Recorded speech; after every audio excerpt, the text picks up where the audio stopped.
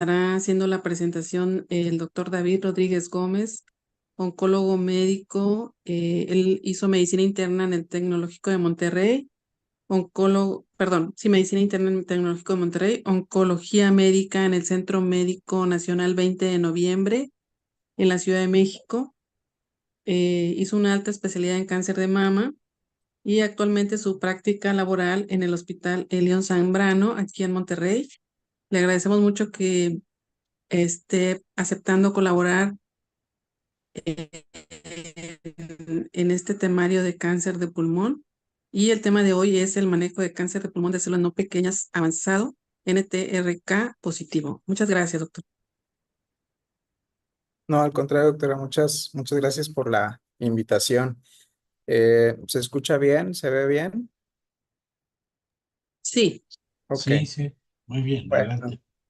Bueno, pues muchísimas gracias por la invitación y poder estar con ustedes el día de hoy para hablar de este tema que particularmente a mí me gusta mucho porque la verdad es que implica medicina de precisión, que creo que es pues la boga en lo que es oncología de manera actual. Entonces, a manera de introducción, pues nada más quisiera mencionar pues los datos que ya sabemos, ¿no? Que cáncer de pulmón, pues de manera mundial sigue siendo el cáncer con un mayor número de incidencia en ambos sexos. Bueno, cuando se hace el análisis integrado de ambos sexos, vemos que cáncer de pulmón permanece como primer lugar dentro de dentro de la incidencia de esta enfermedad, lo cual contrasta de manera importante con los datos que tenemos en México, que como podemos ver aquí en México, el cáncer de pulmón lo tenemos como en lugar número 12 de incidencia.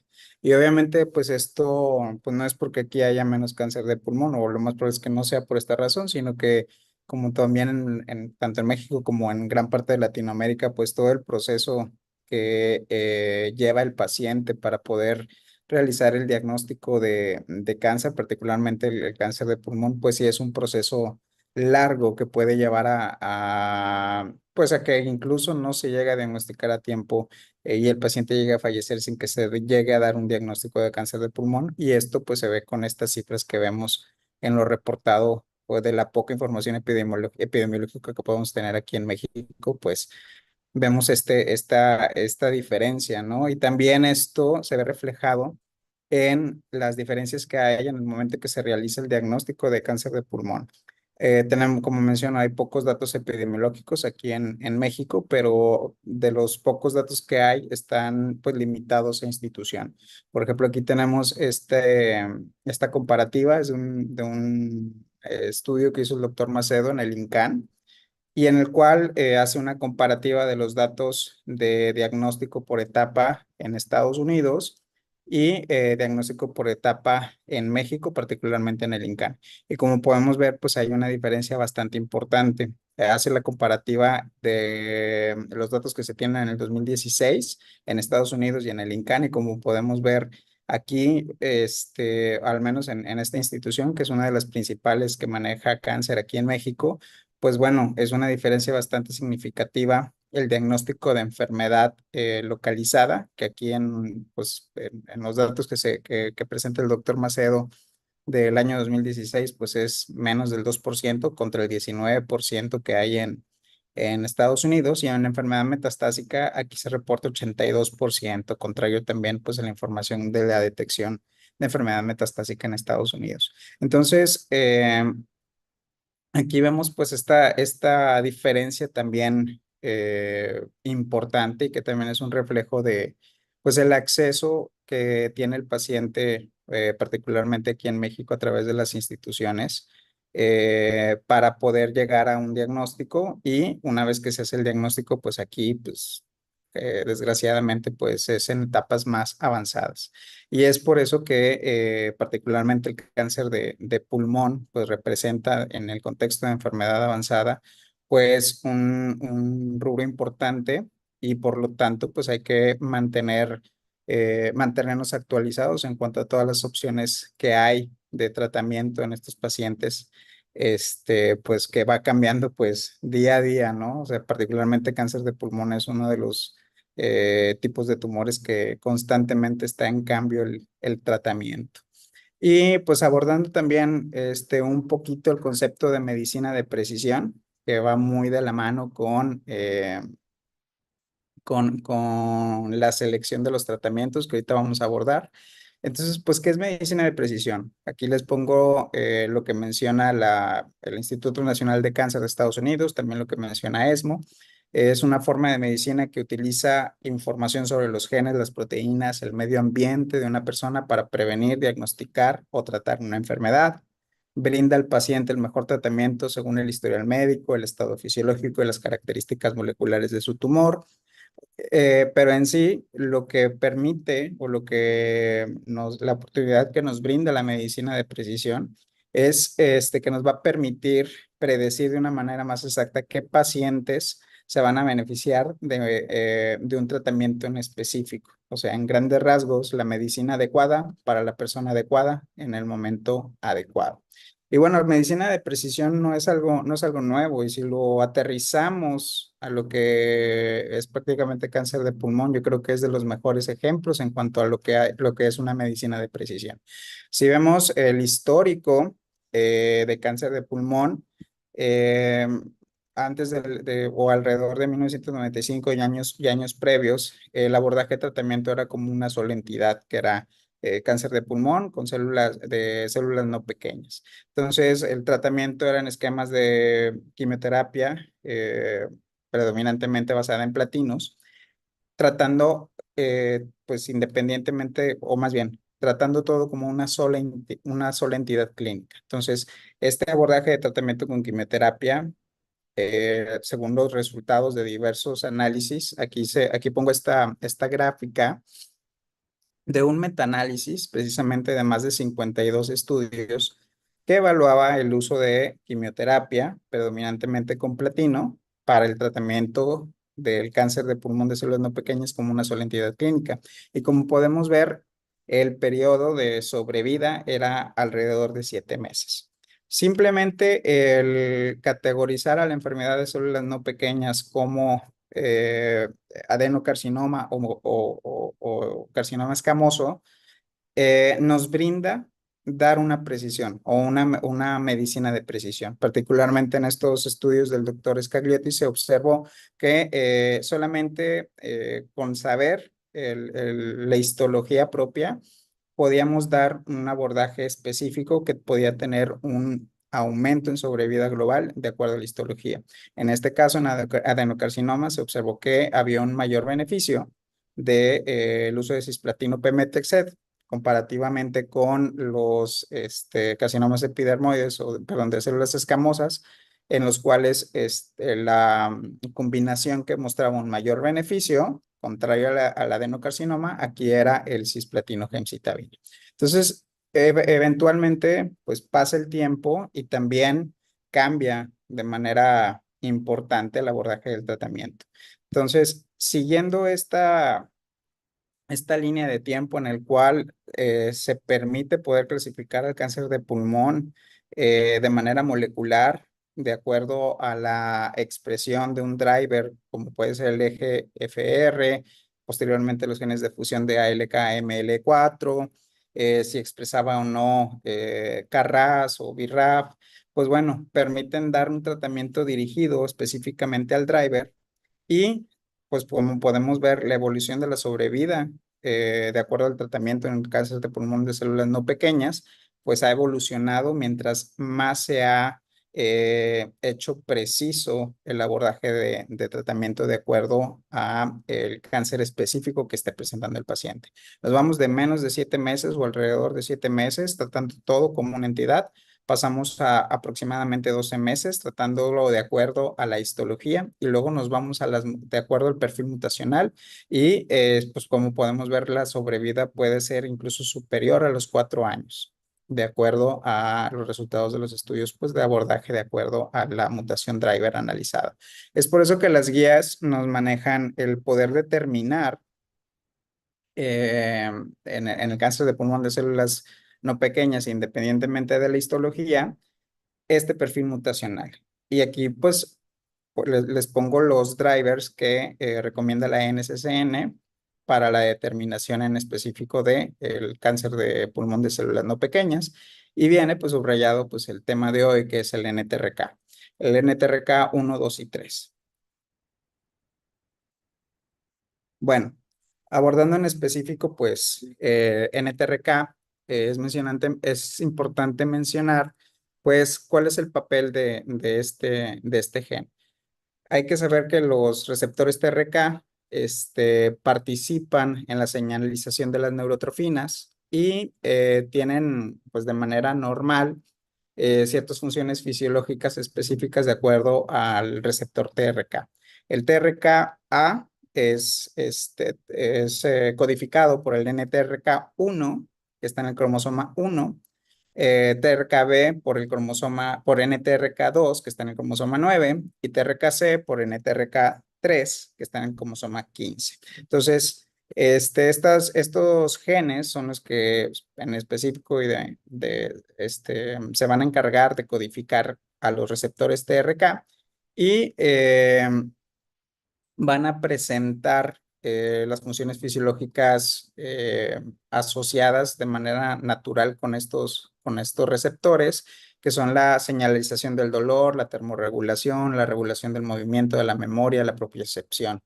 Entonces, es importante pues mencionar primero el contexto fisiológico de estos receptores y qué es lo que pasa cuando hay una alteración por un gen de fusión. Los genes de fusión, la fusión de los genes de NTRK van a ser eventos agnósticos tumorales que van a impulsar la oncogénesis de múltiples tipos de cáncer. ¿Qué quiere decir esto? Que al haber esta fusión de gen, se va a presentar cambios o sea, independientemente del tipo de tumor. Puede ser si el paciente tiene este gen de fusión, puede ser un cáncer de páncreas que va a tener el gen de fusión y va a tener receptores TRK alterados que son codificados por este gen de fusión.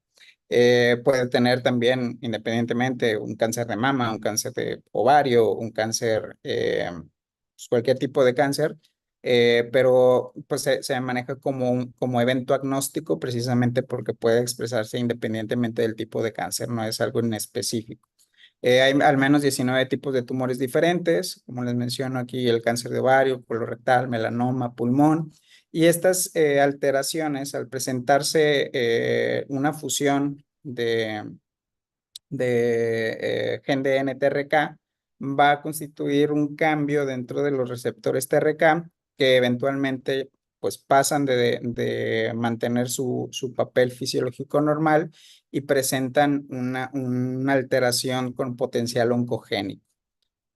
Aquí les pongo pues precisamente cómo es que se presenta esto. Esta es la manera fisiológica. El receptor se activa por su ligando y genera pues la fosforilación interna del receptor, que va a dar pues toda la cascada de señalización hacia las regulaciones de propiocepción, de movimiento y de termorregulación. Ahora, cuando hay este gen de fusión, el gen de fusión genera receptores TRK que se autofosforilan independientemente del ligando. Y como sabemos, pues este mecanismo que se observa en múltiples tipos de cáncer va a generar cambios dentro de la cascada de señalización intracelular, que va a llevar a una alteración dentro de la sobrevida y crecimiento de la célula, y pues representa un mecanismo oncogénico que se va a presentar pues en este tipo de cáncer con gen de fusión NTRK. Les pongo aquí los tumores con fusiones NTRK pues, más frecuentes. Aquí vemos dentro de los adultos y de niños, el más frecuente en niños con una expresión más alta es el fibrosarcoma infantil. En adultos, es importante mencionar aquí que este tipo de genes de fusión se van a presentar en alrededor del 1% de todos los tipos de cáncer, pero de acuerdo a la histología específica puede aumentar la proporción de la presentación. Tiene una relación muy importante con tumores raros, como por ejemplo aquí, como ven, el cáncer de mama secretor, análogo de glándulas salivales, se presenta hasta en un 92% de esta fusión. En algunos tipos de tumores de glándulas salivales también, hasta en un 90 o hasta en un 100%. Y particularmente en pulmón va desde el 0,2 al 3,3%. A pesar de que es una expresión pues relativamente pequeña, aún así se considera dentro del abordaje. Si ustedes recordarán, ALK es alrededor de un 4%, un poco más del 4%. Entonces, realmente, aunque es una proporción baja, pues representa un driver y una opción de tratamiento en estos pacientes, que ahorita vamos a mencionar un poquito más que hay de tratamiento. Métodos de prueba para la determinación de genes NTRK. Tenemos el más simple, que es el pan-NTRK por inmunohistoquímica, pero pues también es el menos sensible. Lo que sí es que es una buena prueba de filtro. Si la prueba sale negativa por inmunohistoquímica de pan-NTRK, lo más probable, hasta en un 99%, es de que ningún otro estudio más especializado como el NGS, secuenciación de nueva generación, vaya a salir positivo, pues realmente, digo, vaya a salir positivo, realmente es menos del 1% o casi el 0%. Entonces, realmente es una buena prueba, una buena prueba de filtro, la inmunistoquímica pan-NTRK. Al ser positiva, condicionaría el continuar hacia un estudio más especializado como es el NGS, que es el estudio preferido mediante la determinación de ADN. Hay otras maneras, que es la PCR o FISH, pero representan una sensibilidad y especificidad un poco más baja relacionada con, perdón, a comparativa con el NGS. Por lo tanto, pues el estudio que se recomienda para detectar la fusión y el compañero de fusión del gen NTRK es el NGS, siempre y cuando pues tenga una inmunistoquímica positiva. Si la inmunistoquímica está negativa, es 99% seguro que el NGS va a salir negativo. Y pues no solamente pues mencionar que esta es la secuencia que está validada tanto por las guías europeas como las guías americanas. Iniciar primero con un pan NTRK y en caso de ser positivo, seguir a la secuenciación de nueva generación, que es la que me va a detectar el tipo de fusión, si es dependiente bueno, el compañero de fusión del cual es dependiente y también pues me va a dar una alta sensibilidad y especificidad para la detección de estos genes de fusión. Hablando en específico de tratamientos. Bueno, tratamientos para pacientes que tengan perdón, tumores asociados a gen de fusión NTRK. Tenemos particularmente de primera generación y de segunda generación. Larotrectinib y entrectinib son los primeros esquemas de tratamiento que se validaron para pacientes con estos tumores.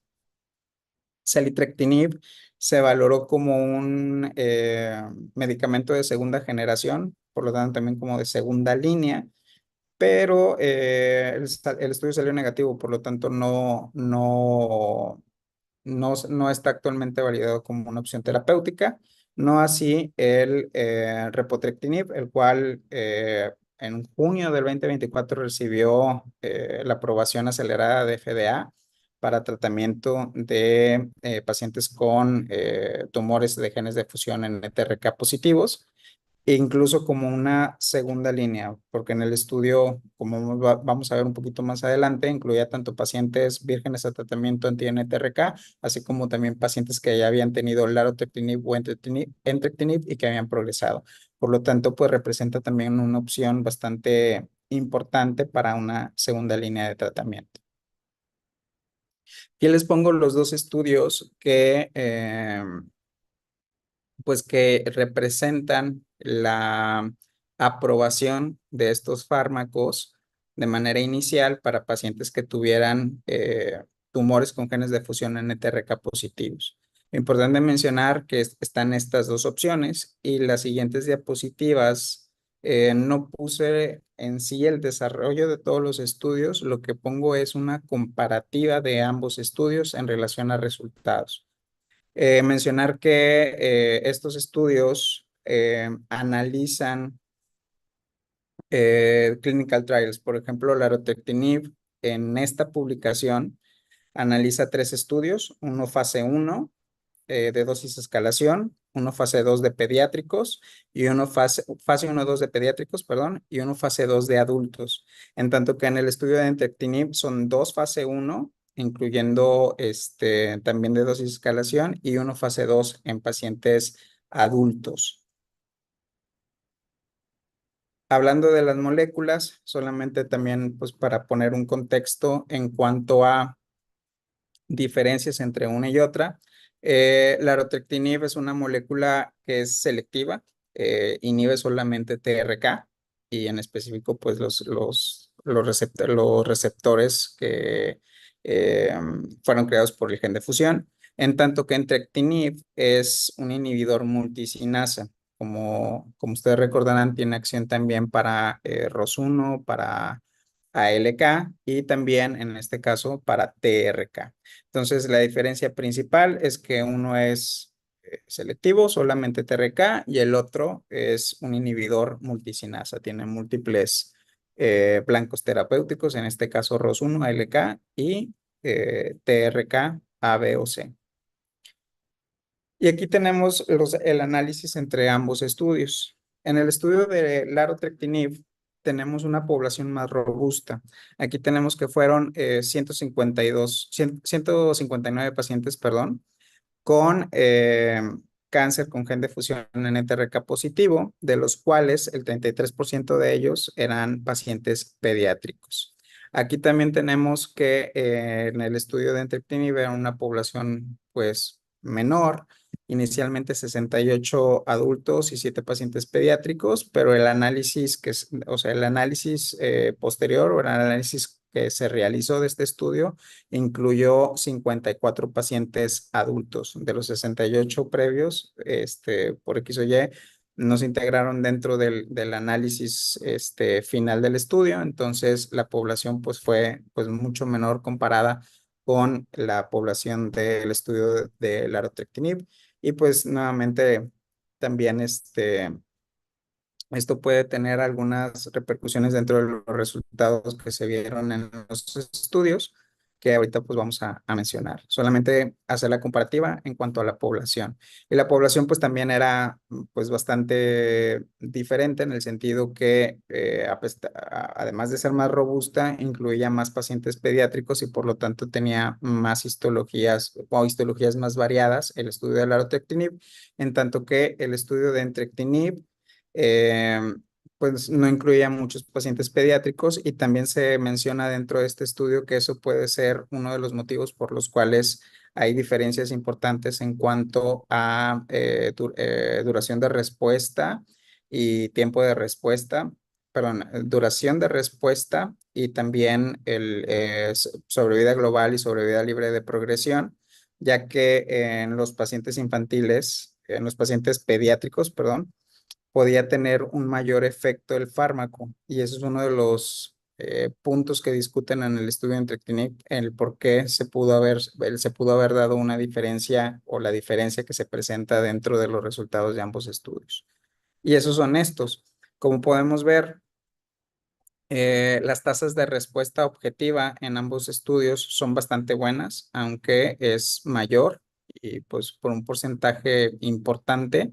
En el estudio del larotrectinib, las tasas de respuesta objetiva fueron del 79%. Dentro de estas, el 16% fue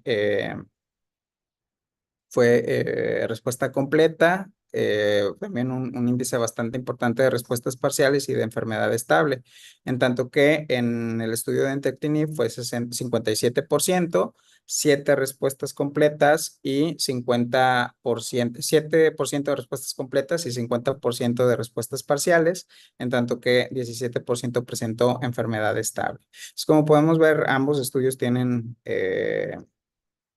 respuestas importantes, pero pues sí es bastante obvio que sí hay una diferencia a favor de la arotrectinib. Si vemos la duración de la respuesta, también es una duración bastante importante, o perdón, una diferencia bastante importante en relación a la duración. tenemos aquí que es de 35.2 en cuanto a la media de meses para la duración de respuesta del larotrectinib, en tanto que entrectinib en este primer estudio fue de 10.4. De manera posterior salió un análisis extendido, en el cual dobló la duración de la respuesta hasta 20 meses, pero aún así, pues dentro de la duración de la respuesta, el análisis del erotectinib le lleva de ventaja 15 meses con ese análisis, con este análisis expandido reportado en entrectinib. A pesar de que dobla la respuesta a 20 meses, pues realmente el erotectinib aún así tiene una mayor duración en comparativa con entrectinib. El tiempo de la respuesta fue de 1.8 meses para larotrectinib. Ese dato no está reportado para entrectinib. Sobrevida libre de progresión de 28 meses, 11.2 meses para entrectinib, en tanto que la sobrevida global es de 44 meses para larotrectinib y de 21 meses para entrectinib, aunque también esta sobrevida global aumentó a un 32% perdón, 38 meses, perdón, para entrectinib, y pues se ajusta un poquito más o se acerca más a los reportes del larotrectinib, pero pues aún así hay una diferencia un poquito mayor a favor de larotrectinib. Si vemos los eventos adversos, también es importante, digo, aunque se ve aquí las gráficas como muy aparatosas, pues realmente vemos que la tasa de presentación de eventos adversos pues es mínima. Como podemos ver, son alrededor del 3% los que se presentaron con mayor, en mayor grado en larotrectinib, en tanto que en entrectinib, los que se presentaron en un mayor grado fueron alrededor de un 5%. O sea, no estamos hablando de una toxicidad importante en ninguna de las dos moléculas, pero sí un perfil de toxicidad diferente. En larotrectinib es más frecuente alteraciones de las pruebas de función hepática, particularmente el incremento de ALT. Puede presentarse también anemia y puede presentarse también neutropenia. En tanto que en entrectinib es un porcentaje relativamente un poquito mayor la presentación de anemia, pero también se presenta más fatiga y también se presentan eventos que están relacionados específicamente con sistema nervioso central.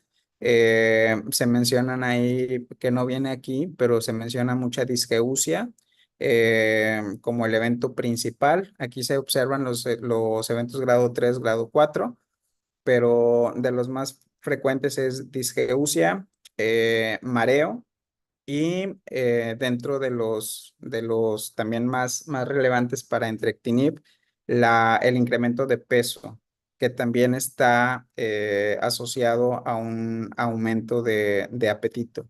Entonces, pues prácticamente, a pesar de que hay algunos eventos secundarios que pueden presentarse con estos fármacos, realmente pues son fármacos seguros, que la tasa de presentación pues es baja, al menos de los eventos importantes, grado 3, grado 4, pues vemos que no pasan del 5% para entrectinib o del 3% para larotrectinib. Entonces, son moléculas seguras y que no, pues no representan tanto problema en relación a eventos adversos. Y bueno, hablando específicamente de pulmón, ahorita fue todo de una manera pues más general, pero ya centrándonos en pulmón, les pongo los datos de los análisis que hay para ambas moléculas, específicamente en pulmón. Voy a empezar con el estudio del larotrectinib.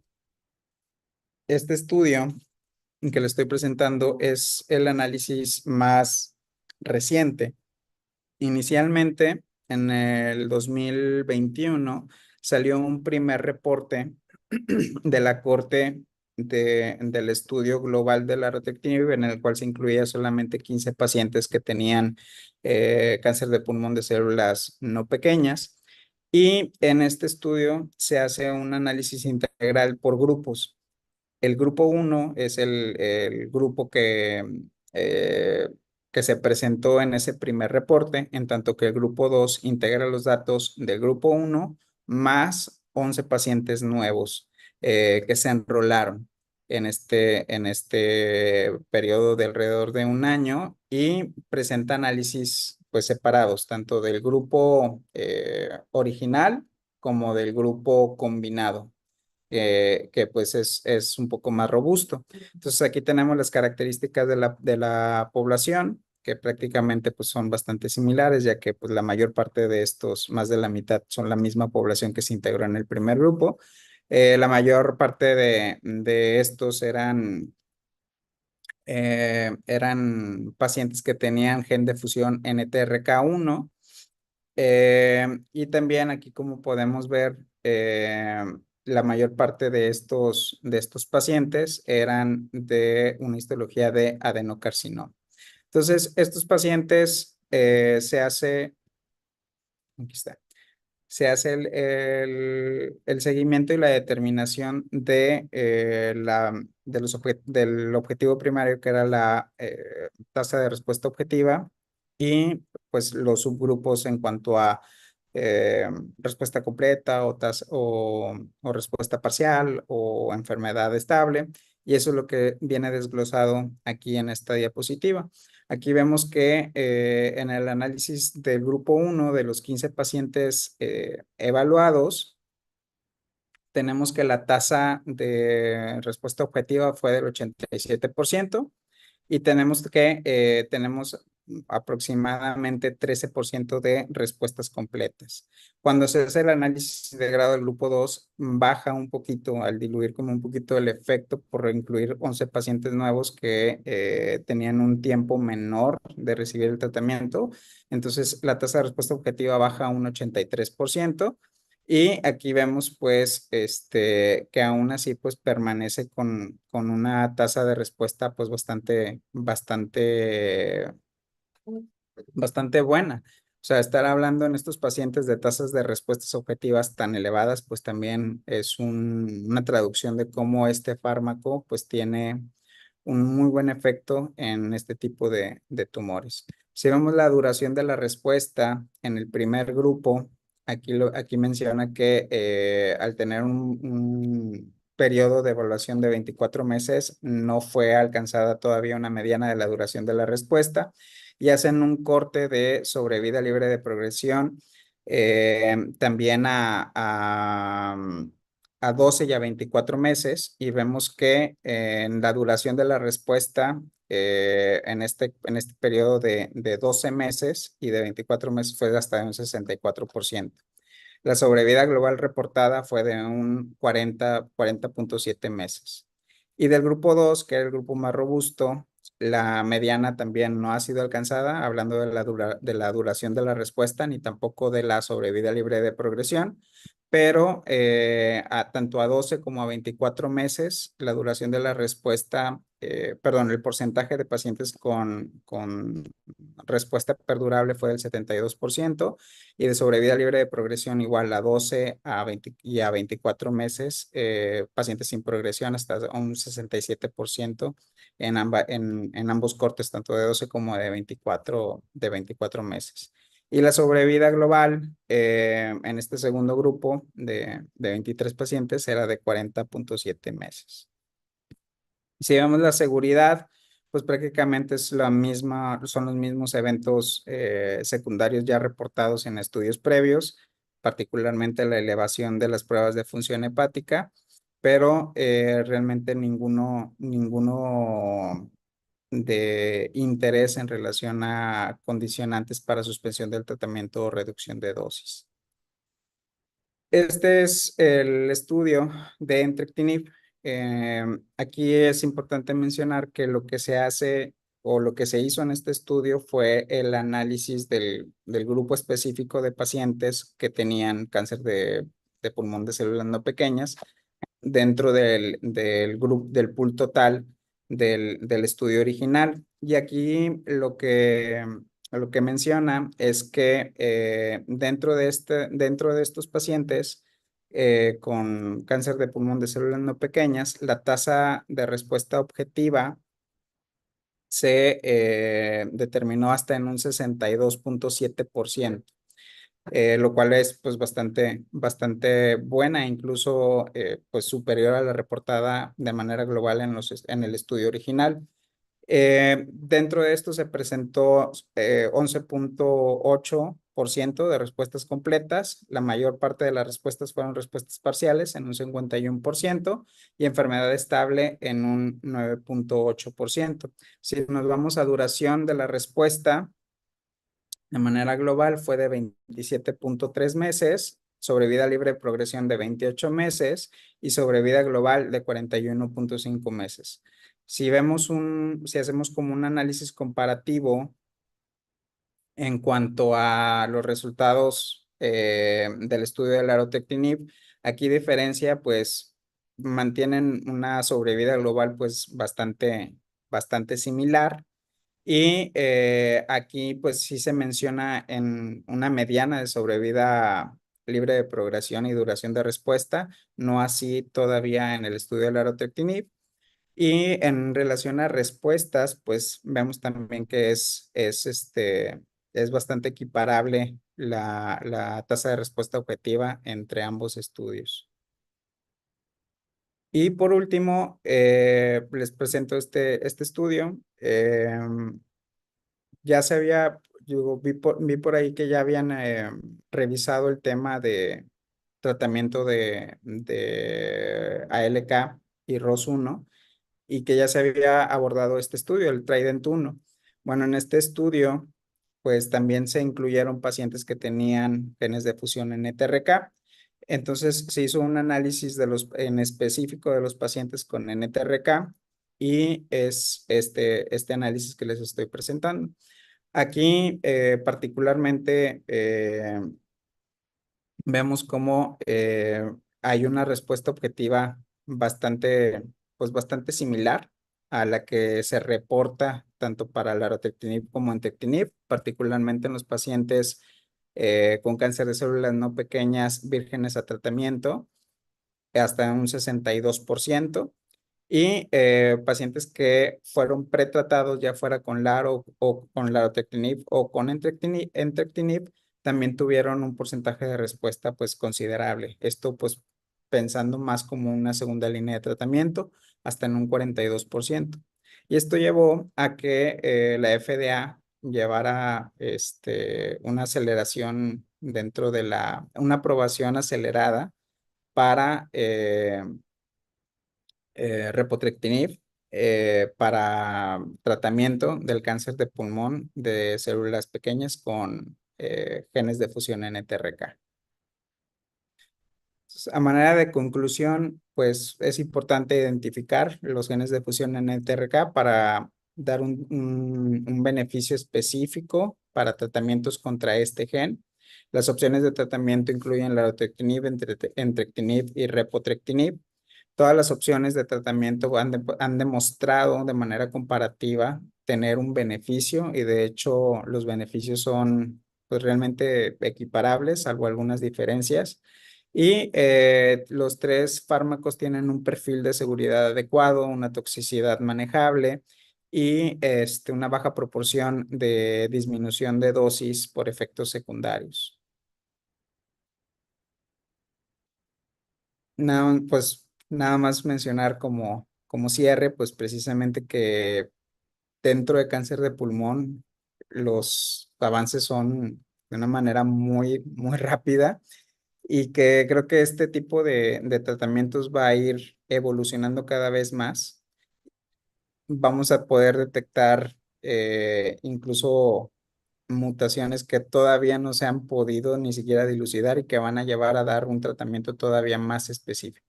Entonces, realmente estamos hacia el futuro de la medicina y pues nada más. No sé si hay alguna pregunta o algún comentario. Pues muchas gracias, doctor, por esta presentación tan puntual.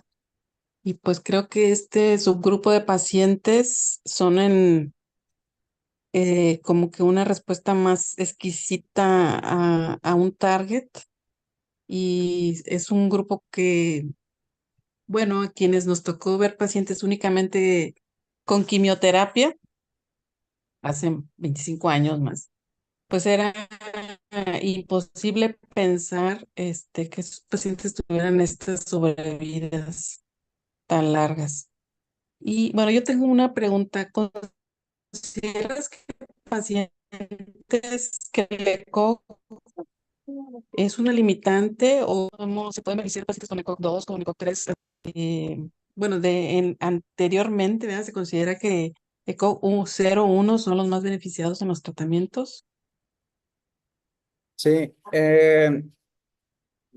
híjole, es una buena pregunta, doctora. Fíjese que los estudios estaban diseñados para hasta ECOG 2 o menor, pero sí se llegaron a incluir pacientes con un ECOG 3. Ahora, pues siempre el estado funcional, por más, eh, por más noble que sea la molécula, por menos eventos tóxicos o secundarios que pueda presentar la molécula, pues es un factor importante para mantener el tratamiento. Particularmente en el estudio de la arotectinib, según recuerdo, fueron alrededor de 3 o 4 pacientes que tenían ECOG 3 y fueron los que tuvieron peor resultado. O sea, fueron dentro de estos que la enfermedad tuvo una progresión a pesar del tratamiento. Y pues eso lleva también a este punto de estos fármacos, como están indicados cuando, cuando no hay una opción de tratamiento o las opciones de tratamiento son limitadas. Muchas veces lo que empezamos a ver aquí es que en México es que algunos doctores lo consideraban para como lo último. O sea, le doy quimio, le doy varias opciones de tratamiento y esta opción de tratamiento la dejaban como para el último. Entonces, pues no es así, sino se trata de darlo en tiempo y forma.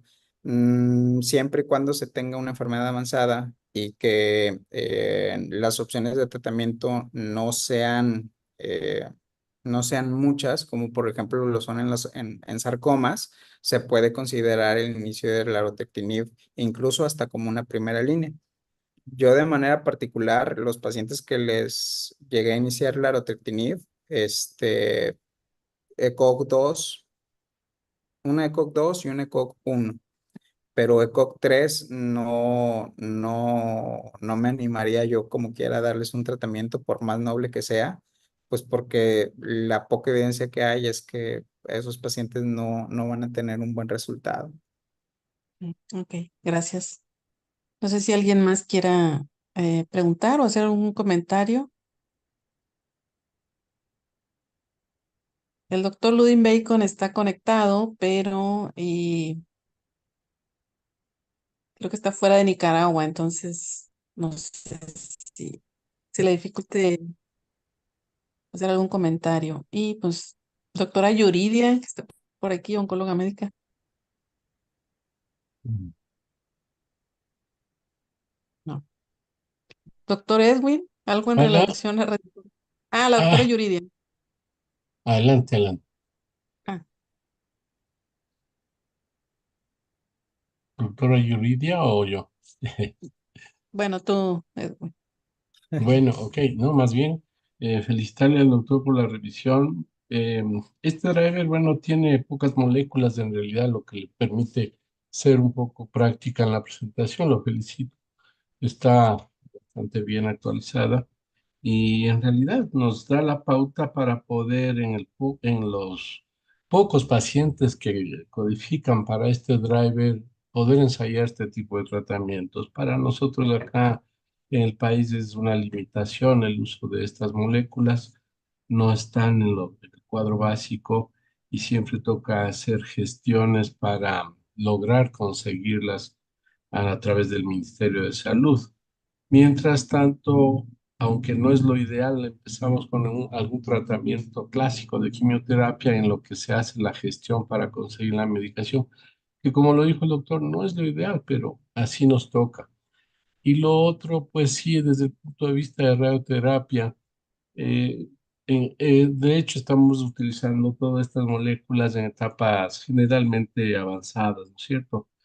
El rol de la radio en ese sentido es pues netamente de adyuvancia en algunos casos para intentar controlar algunas formalidades o enfermedades que tengan riesgo de recaída potencial eventualmente y paliación. De todas maneras que como tenemos para largo los drivers para analizar, ojalá algunos estudios de los drivers que están utilizando sean combinados con radio para ver qué resultados podemos tener. Creo que por allí iría la ventana para mejorar las tasas de control de enfermedad y sobre todo mejorar las respuestas completas, dentro de las objetivas, las completas y no solo las parciales, ¿no es cierto? Que sumaría probablemente a beneficio de los pacientes. Eso nada más y siempre un gusto estar compartiendo, agradeciéndoles la bondad que tienen de participarnos la invitación y felicitar una vez más a Elo por la organización del evento. Un abrazo. Gracias, doctor. Gracias. Y Mm, sí, creo que ya. no, nada, Bueno, pues creo que ya sería todo. Y pues muchas gracias a todos. Un no, al abrazo. contrario, doctora, y digo, sí, la verdad es que son pocas moléculas para el tratamiento y pues por eso no hay como tanta información. O sí hay información, pero a pesar que es un grupo robusto, pues bueno, digo, prácticamente tenemos tres moléculas y son realmente resultados importantes, tasas de respuesta del 62%, el 60% pues de respuesta, incluso con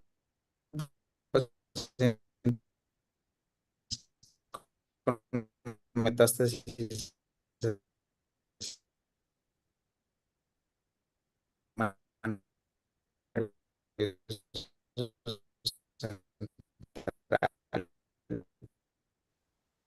de eso hay un poquito más, pues que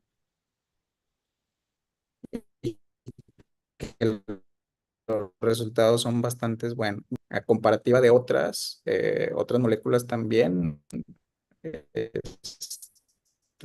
entran dentro del grupo en una toxicidad mínima, lo cual lo hace pues todavía más atractivo. Así es. Bueno, pues muchas gracias. Nos vemos la próxima semana y seguimos con el tema de pulmón avanzado. Un abrazo. Buenas noches. Gracias. Buenas Buenas noches. noches.